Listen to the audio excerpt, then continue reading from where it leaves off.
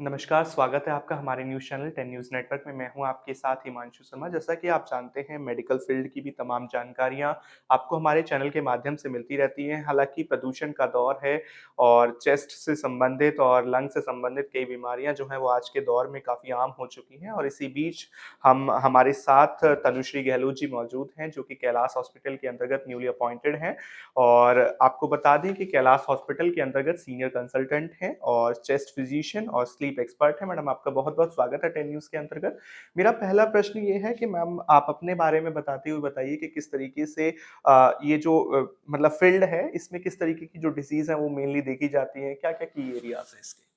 Ji, thank you so much. पहले तो मुझे अपॉर्च्युनिटी देने के लिए कि आपके माध्यम के थ्रू मैं और जनता को अवेयरनेस पहुँचा सकूँ।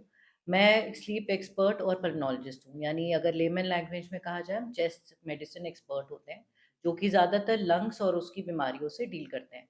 हमारी ज़्यादातर कॉमन बीमारियों में से सबसे ज़्यादा कॉमन है अस्थमा और अस्थमा से रिलेटेड एलर्जीज़ और जो स्मोकिंग रिलेटेड अस्थमा होता है यानी सीओपीडी और इसके अलावा भी जैसे इन्फेक्शंस आपका इतना त्रासदी फैलाने वाला कोविड इन्फेक्शन भी हमारी ही ब्रांच में आता है। इसके अलावा जो बुज़ुर्गों को निमोनिया वग़ैरह होते हैं, बच्चों के निमोनिया होते हैं, ये भी सब हम ही कवर करते हैं। और इसको कैसे प्रिवेंट कर सकते हैं और कैसे इससे बच सकते हैं, उसके बारे में मैं आपको काफ़ी कुछ बताना चाहूँगी।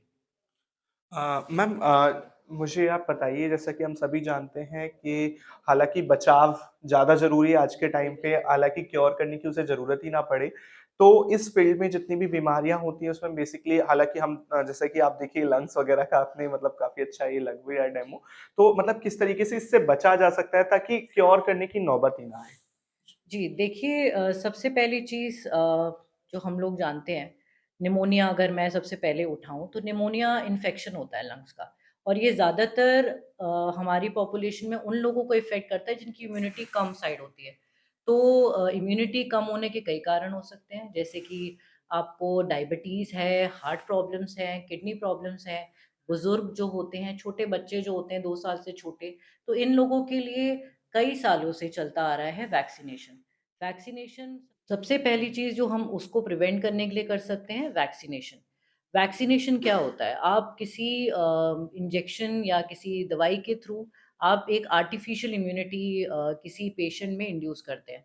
जैसे कि कोरोना की वैक्सीनेशन थी और भी निमोनिया की बच्चों की इन्फ्लुएंज़ा की वैक्सीन होती है जो H1N1 स्वाइन फ्लू जैसे निमोनिया से बचाती है और न्यूमोकोकल वैक्सीन भी है जो आपको न्यूमोकोकल जैसे बहुत ही भयंकर निमोनिया से बचा सकती है।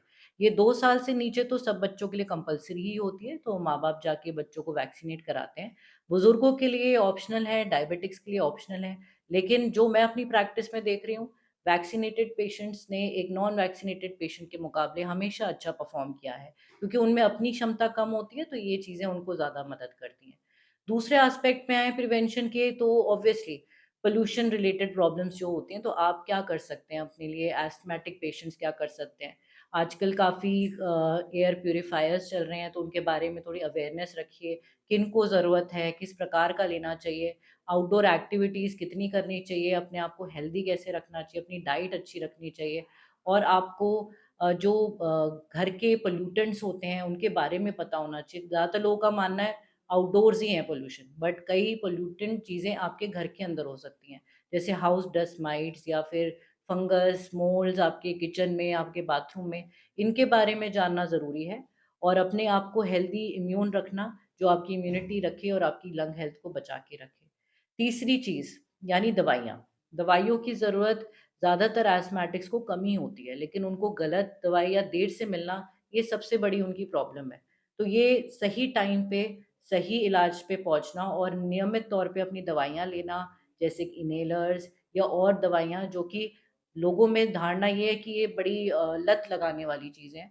लेकिन हमेशा अपने एक्सपर्ट से आप मुलाकात करिए, उनसे बात समझिए, उनसे खुल के अपने सारे डाउट पूछिए, तो आपको काफ़ी हद तक पता चलेगा कि इन इलाजों के बियॉन्ड भी आपकी एक हेल्दी लंग लाइफ मौजूद है। जी। इसके अलावा मैम अगर कैलाश हॉस्पिटल की बात की जाए तो किस तरीके की सुविधाएँ कैलाश हॉस्पिटल के अंतर्गत मौजूद हैं?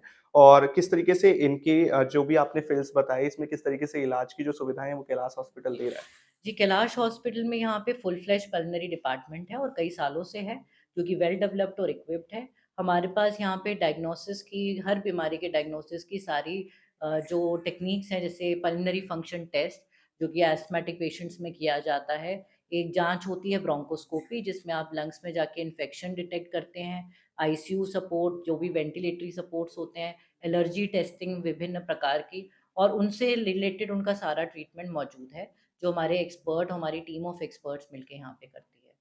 जी, जैसा कि हमने अभी तनुश्री गहलोत जी से बात की और जाना कि किस तरीके से इनका जो विभाग है, उसमें कैलाश हॉस्पिटल अपनी एक साख और पहचान बना रहा है, फुली इक्विप्ड है और सारी मेडिकल फैसिलिटीज़ कैलाश हॉस्पिटल के अंतर्गत मौजूद हैं।